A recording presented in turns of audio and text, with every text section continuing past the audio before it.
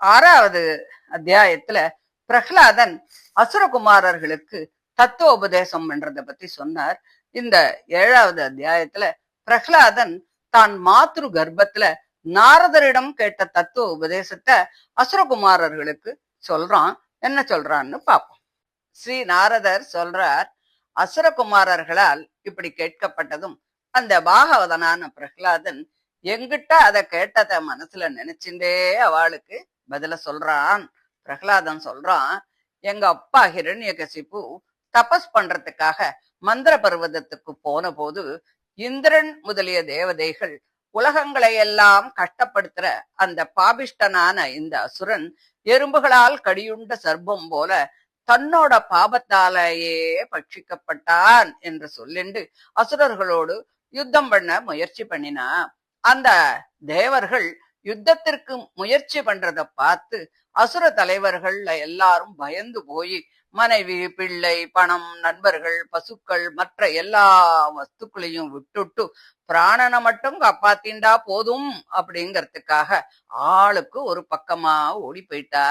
தேவதைகள் ராஜாவான ஹிரண்யகசிபுவனுடைய வீட்டுல உள்ள சமஸ்தமான சொத்துக்களையும் பாழ் பண்றா.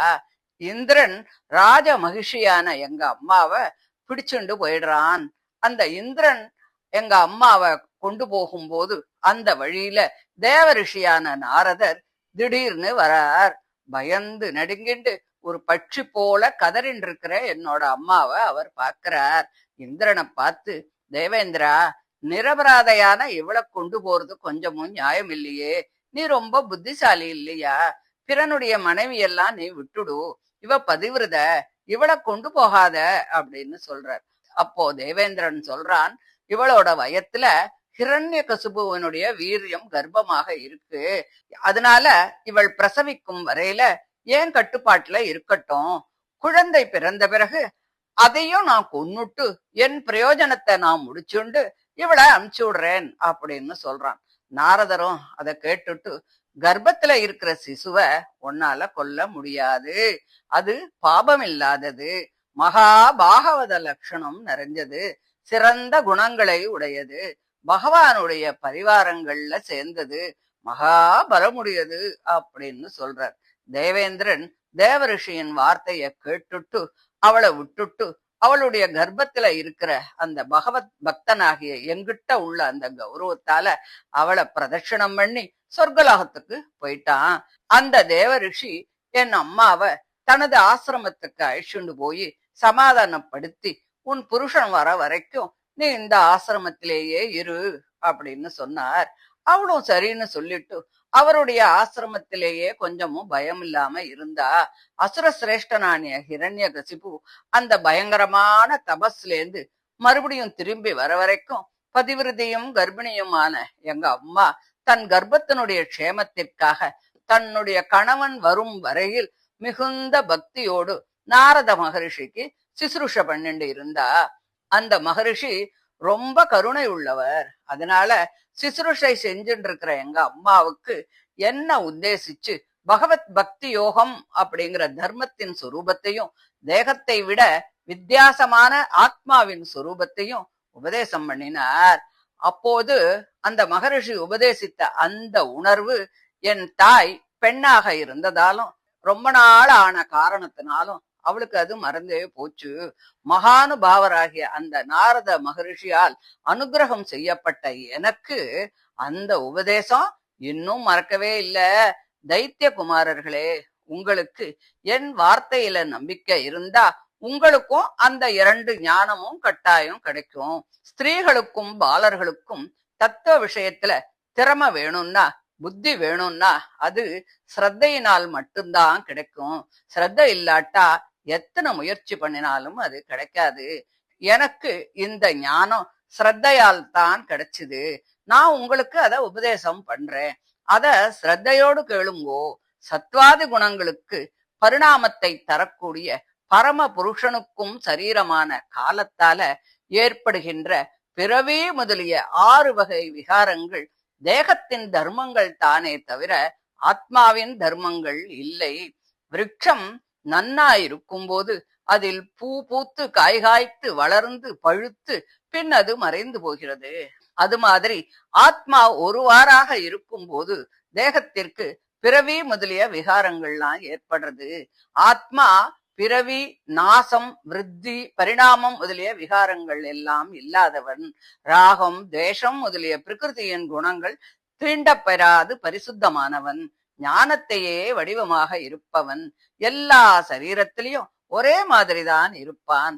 சரீரத்தை என்னுடையது அப்படின்னு நினைக்கும் தன்மை உடையவன். ஸ்வயம் பிரகாசன். தேகம், இந்திரியம் முதலியவற்றிற்கு ஆதாரமாக இருக்கக்கூடியவன். அவற்றின் வியாபாரங்களுக்கு காரணமாகவும் இருக்கக்கூடியவன். தன்னை போன்ற மற்றொரு ஜீவனோடு சம்பந்தம் இல்லாதவன். தேகம் அனித்தியமானது, ராகாதி தோஷங்களுக்கு இடமானது. தேவன், மனுஷ்யன் முதலிய பல பிரிவுகளை உடையது. தந்தை, பிள்ளை முதலிய பல சம்பந்தங்களுக்கு இடமானது. இப்படி ஆத்மாவுக்கான தர்மங்களை நான் உங்களுக்கு சொன்னேன். இந்த ஆத்மாவுக்கு தேகத்தை காட்டிலும் உள்ள மேன்மையை இது சொல்கிறது.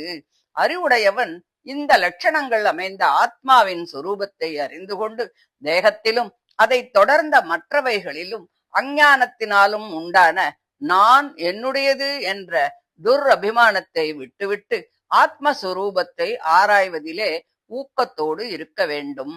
பொன் விளையும் கல்லை பற்றி தெரிந்த ஒரு பொன் வேலைக்காரன் அந்த கல்லை தேடி அது இருக்கும் இடத்தை தெரிஞ்சுண்டு அந்த கல்லை கொண்டு வந்து அதை உருக்கி அதிலேந்து பொன்னை எடுப்பது போல தேகங்கள் ஆகின்ற இடங்களிலே அந்த தேகத்தை காட்டிலும் வேறுபட்ட ஆத்மாவின் உண்மையை தெரிஞ்சுக்கிற வழியில அதை தெரிஞ்சின்றவன் பிறகு சொரூபத்தினாலும் குணங்களாலும் அளவிட முடியாத பரமபுருஷனுடைய சாட்சா்காரத்தை அடைஞ்சிடுவான். பூமி, ஜலம், அக்னி, வாயு, ஆகாசம், மனம், புத்தி, அகங்காரம் என்று 8 பிரகிருதிகள். சத்துவம், ரஜஸ், தமஸ் என்பது அவற்றின் குணங்கள். ஞானேந்திரியங்கள், கர்மேந்திரியங்கள், பஞ்ச பிராணன், சித்தம் என்று 16 விக்கிருதிகள். ஒவ்வொரு சரீரத்தில் ஒவ்வொரு ஜீவன் இருக்கான். இந்த 8 பிரகிருதிகள், 16 விக்கிருதிகள் இவற்றின் சமுதாயம்தான் இந்த தேகம். அது ஜங்கமம் என்றும் ஸ்தாவரம் என்றும் இருவகைப்பட்டது. அந்த தேகத்துல ஜீவாத்மாவை ஆராய்ந்து அறிஞ்சுக்கணும்.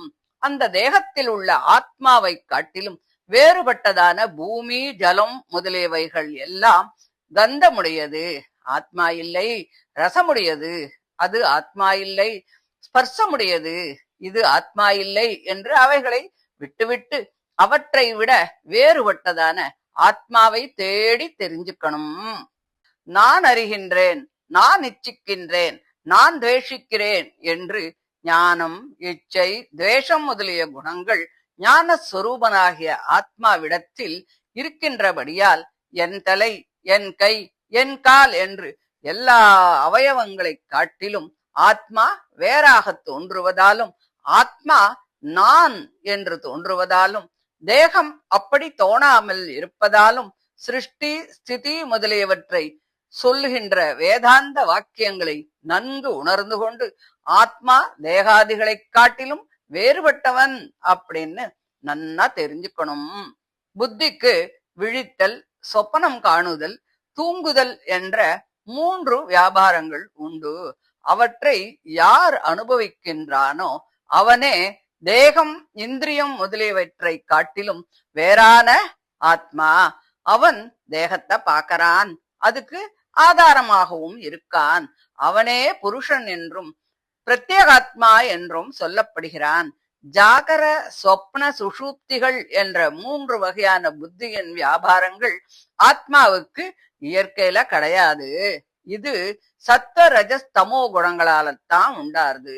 ஜீவனுடைய புண்ணிய பாப ரூபமான கர்மங்கள் தான் அதுக்கு காரணம். காற்று புஷ்பம் முதலியவைகளில் பட்டு வீசும் பொழுது அதிலிருந்து மனம் வருகிறது.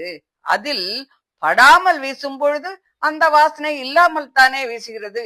அந்த மனம் காத்துக்கு இயற்கையிலே உண்டா? இல்லையே. அது மாதிரி ஜீவாத்மாவுக்கு இவை கர்மத்தால் விளைந்த புத்தி சம்பந்தத்தால் உண்டானதுதான். இது மாதிரியே ஆத்மாவின் சொரூபத்தையும் நாம தெரிஞ்சுக்கணும். இந்த புத்தி சம்பந்தமே ஜன்ம ஜரா மரணாதி ரூபமான சம்சாரத்துக்கு காரணமாறுது. இந்த சம்சாரம் ஒரு சொப்பனம் மாதிரி நிலையற்றதுதான், புருஷார்த்தமும் இல்ல. இத்தகைய சம்சாரம் ஜீவனுக்கு அஞ்ஞானத்தாலத்தான் ஏற்படுறது. ஆத்மா சுத்த ஞான ஸ்வரூபனாக இருந்தாலும் சத்வாதி குணங்களின் பரிணாமத்திற்கு ஏற்றபடி புண்ணிய பாப கர்மங்களின் பரிபாகத்தினால அந்த ஞானம் ஏற்படுகிறது. அதனால சத்வாதி குணங்களின் பரிணாமத்தினால் விளைகின்ற புண்ணிய பாப கர்மங்களுக்கு மூலமான தேகாத்ம பிரமம் முதலிய அஞ்ஞானத்தை அடியோடு அறுத்து ஒழிக்கிறதும் புத்தியின் பிரவாகமான சப்தாதி விஷய ஞானத்தை அழிப்பதுமான அந்த யோகத்தை நீங்கள் அனுஷ்டிக்கணும். அஞ்ஞானத்தை போக்குவதற்கு பல ஆயிரம் வழிகளை சொல்லியிருக்கா. அதுல இந்த வழிதான் ரொம்ப ரொம்ப சிறந்தது. இது பகவானாலேயே சொல்லப்பட்டது. அது என்ன வழி அப்படின்னு கேட்டா, சர்வேஸ்வரனான பகவான் கிட்ட அனாயாசமாக பிரீதி ஏற்படுறதுதான். இதைத்தான் பக்தி யோகம் அப்படின்னு சொல்றா. இந்த பக்தி யோகம் உண்டாவதற்கு என்ன வழி? குருக்களுக்கு பணிவிடை செய்யறது, அவ சொல்ற தத்துவத்தை கேட்கணும் அப்படிங்கிற ஆசை உண்டாகிறது, அவர்களை பக்தியோடு உபாசிக்கிறது, தன் சக்திக்கு உரியபடி அவளுக்கு தேவையானதை செய்யறது, பகவத் பக்தர்களோடு சகவாசம் வச்சுக்கிறது, ஹிருதயத்தில் இருக்கிற ஈஸ்வரனை மானசீகமாக ஆராதிக்கிறது, அவன் கதையெல்லாம் கேட்கணும் அப்படின்னு ஆசைப்படுறது, அவன் குணங்களையும் செயல்களையும் கீர்த்தனம் பண்றது, அவனுடைய பாதார விந்தங்களை தியானிக்கிறது, அவனுடைய அச்சா விக்கிரகங்களை கண்ணால பாக்குறது, பூஜை பண்றது, நமஸ்காரம் பண்றது, பிரதட்சணம் பண்றது. சாட்குண்ய பூர்ணனாகிய சர்வேஸ்வரன் சமஸ்த பூதங்களிலும் அந்தராத்மாவாக இருக்கிறான். அதனால சமஸ்த பூதங்களும் பகவத் சுரூபம் என்ற பாவனையோடு அவற்றிற்கு வேண்டியவைகளை கொடுத்து வெகுமதிக்கிறது ஆகிய இந்த வழியாலத்தான் காமம், கோபம், லோபம், மதம், மோகம், ஆச்சரியம் என்ற அறுவகை சத்துருக்களை வென்று தினந்தோறும் பிரீதியுடன் பகவானை தியானிக்கணும்.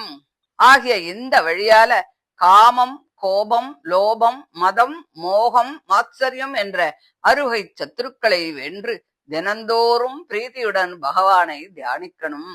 அதனால சீக்கிரத்துல பகவானிடத்தில் பக்தி யோகம் உண்டாகும்.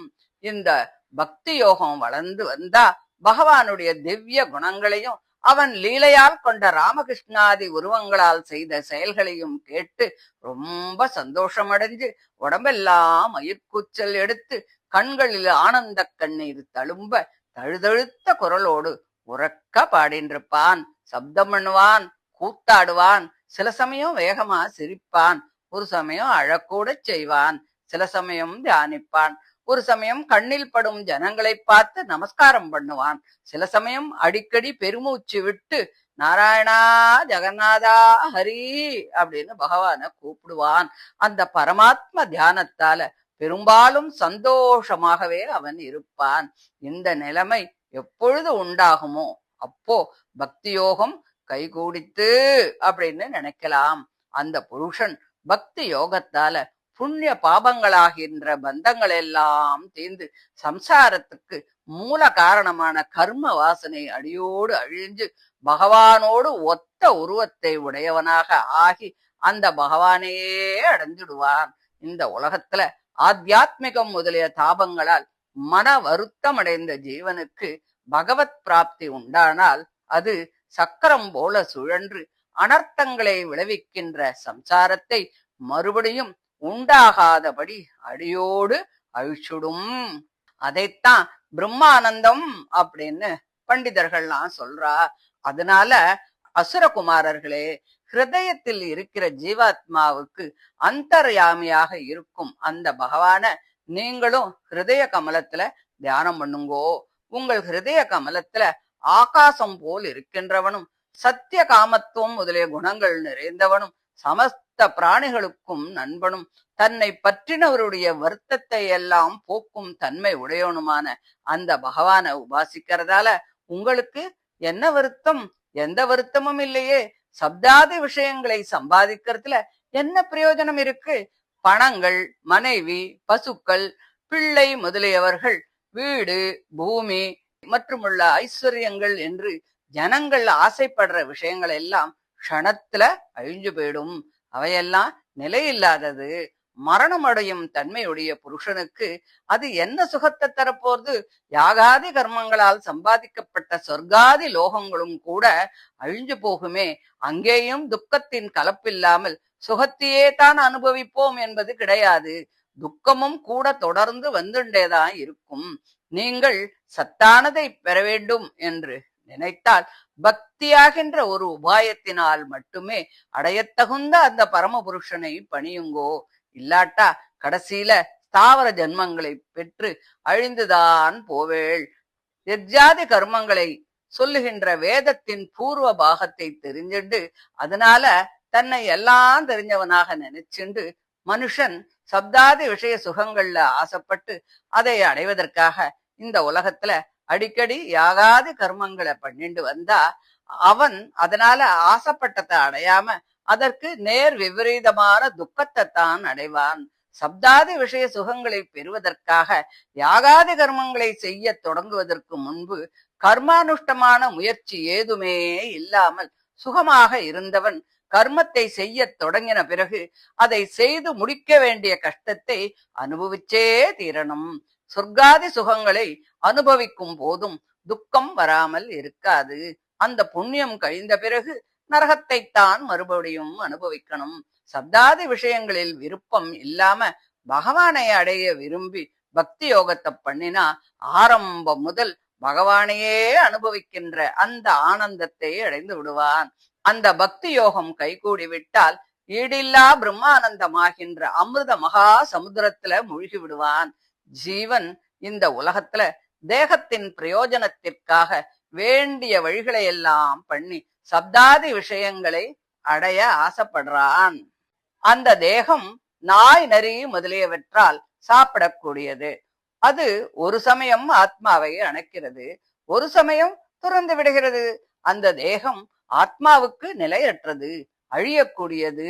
அப்படி அழிய போற தேகத்துக்காக விவேகமுடையவன் யாராவது சப்தாதி விஷயங்களை தேடி வருத்தப்படுவாளா?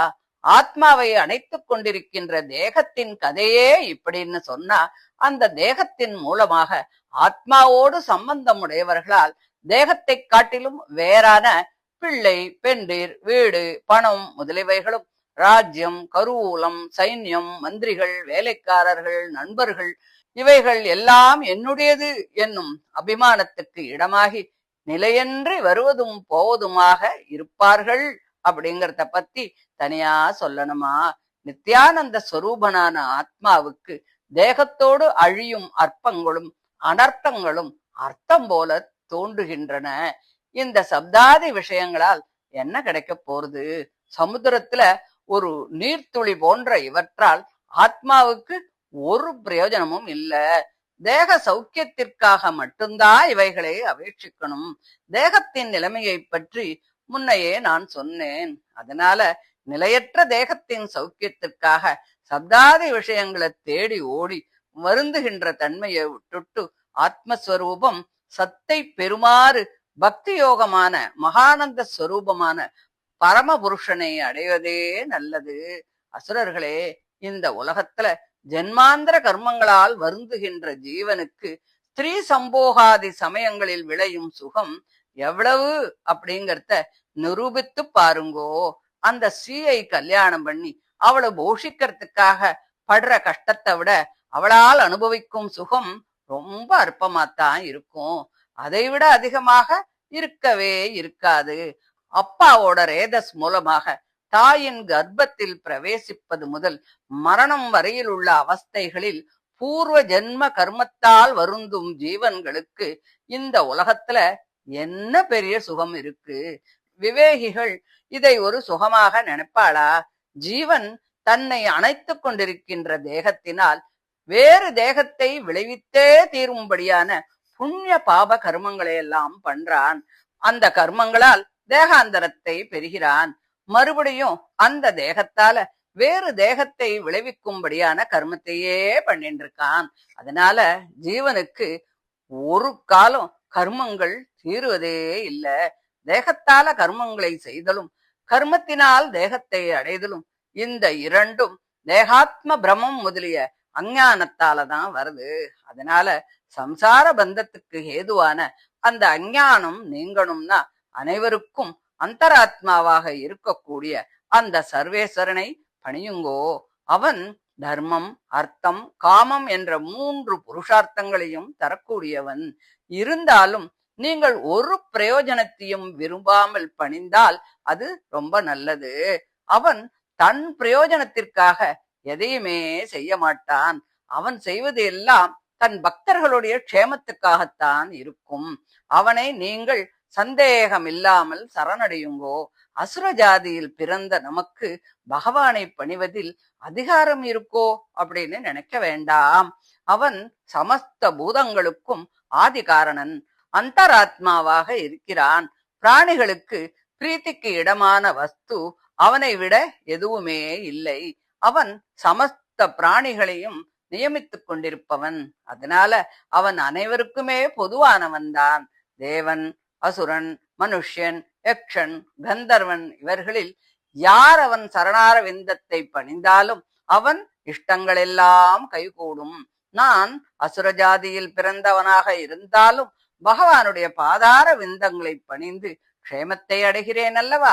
இதுபோல எல்லோருமே க்ஷேமத்தை அடையலாம். அவனை பணிவதற்கு எந்த நியமமும் இல்லை.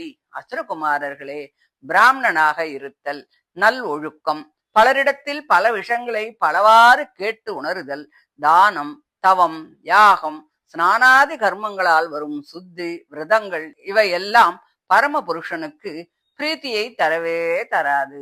ஒரு பிரயோஜனத்தையும் விரும்பாமல் செய்கின்ற பக்தியினால் மட்டுமே அவன் சந்தோஷத்தை அடைவான்.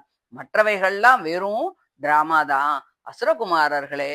அதனால சமஸ்த பிராணிகளும் நம்மை போலவே பகவானுக்கு சரீரம் அப்படின்னு நினைச்சு அதில் தயை கொண்டு சம்சார பந்தத்தை போக்கும் அனைவருடைய அந்தராத்மாவான அந்த பகவானிடத்துல ஒரு பிரயோஜனத்தையும் விரும்பாம பக்தியை பண்ணுங்கோ. பகன், கேசி முதலிய ராட்சசர்களும், யமலார்ஜுனர்களாக இருந்த யக்ஷர்களும், ஹிரண்யாட்சன் முதலிய அசுரர்களும், பூதனை முதலிய ஸ்திரீகளும், சாணூரன் முதலியவர்களும், ஜடாயு முதலிய பட்சிகளும், மாரீசன் முதலிய மிருகங்களும் மற்றும் பல பாபிஷ்ட ஜீவர்களும் பகவானுடைய சம்பந்தத்தால அவனுடைய சாரூபியத்தை அடைஞ்சாள் இல்லையா? பகவானிடத்தில் பிரயோஜனங்களை எதிர்பாராத பக்தி உண்டாக பெறுதலும் சமஸ்த பூதங்களையும் பகவத் ஸ்வரூபமாக பார்க்கறதும் என்ற இவ்வளவுதான் இந்த உலகத்துல புருஷர்களுக்கு மேலான புருஷார்த்தம் அப்படின்னு பிரகலாதன் சொல்றான் அப்படின்னு சொல்லி இந்த 7வது அத்தியாயத்தை முடிக்கிறார். இதை தொடர்ந்து 8வது அத்தியாயத்துல நிருசிம்ஹ அவதாரமும் ஹிரண்யகசிபுவோட சம்ஹாரமும் அப்படிங்கறத பத்தி சொல்ற. அத அடுத்த ஆடியோல பார்க்கலாம். தேங்க்யூ.